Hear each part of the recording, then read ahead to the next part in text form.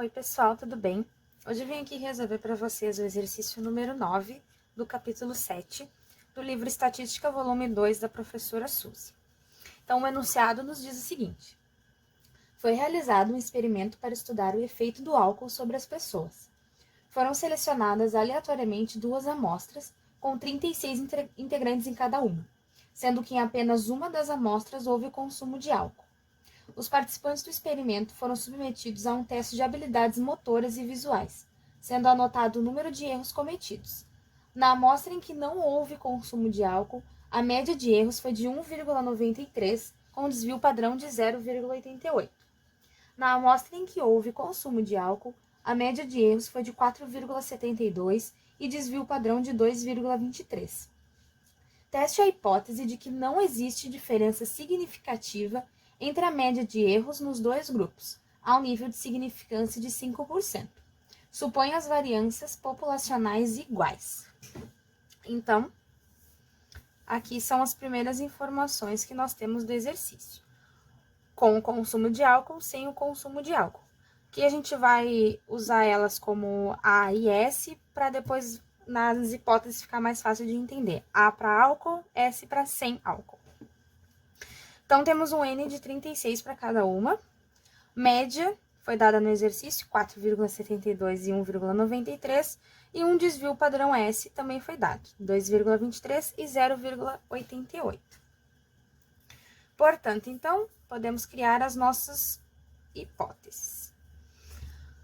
Ele pede diferença significativa. Então, como ele fala de diferença, nós sabemos, então, que o sinal de diferente tem que estar aqui presente. Então, na HA, dizemos que a média de erros de consumo de álcool é diferente da média de erros de não consumo. E na hipótese H0, dizemos que elas são iguais, que não existe diferença.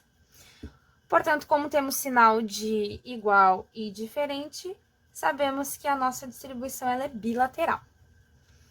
Com um alfa de 0,05 e uma distribuição bilateral, temos que dividir esse alfa por 2. Então, ele é 0,025.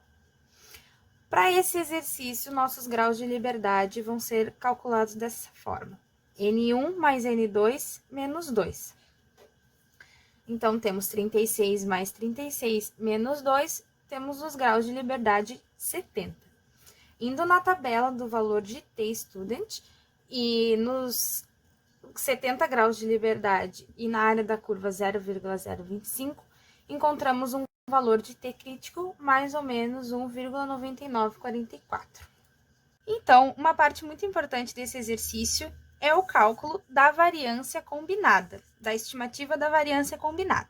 O que seria isso? O nosso exercício diz para supor as variâncias populacionais iguais, e nós temos também um desvio desconhecido. Para isso, então, a gente utiliza esse cálculo da variância combinada. O cálculo nada mais é que essa fórmula aqui de cima, que relaciona o valor de N1 menos 1, o valor do primeiro desvio ao quadrado, mais o valor de N2 menos 1, vezes o segundo desvio ao quadrado. Tudo isso divididos pelo valor de N1 mais N2 menos 2, que é os graus de liberdade do exercício. Então, substituindo os valores, nós vamos ter 36 menos 1, que é esse N aqui menos 1, vezes o primeiro desvio ao quadrado, que é o 2,23 ao quadrado, mais N2 menos 1, que é o 36 menos 1, esse segundo N menos 1, vezes o segundo desvio ao quadrado, 0,88 ao quadrado. Tudo isso divididos por 70, que é os graus de liberdade do exercício. Encontramos, então, como valor 2,873 para essa estimativa.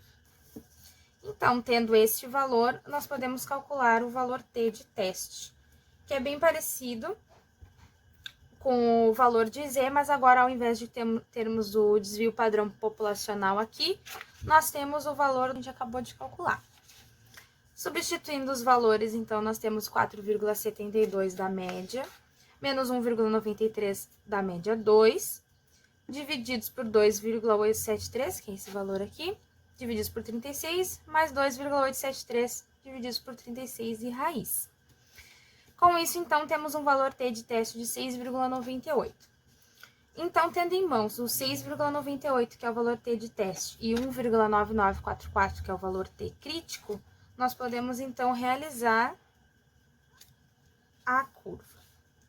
Como ela é bilateral, temos duas áreas de rejeição, valor crítico negativo, valor crítico positivo, e aqui nós temos o valor de teste.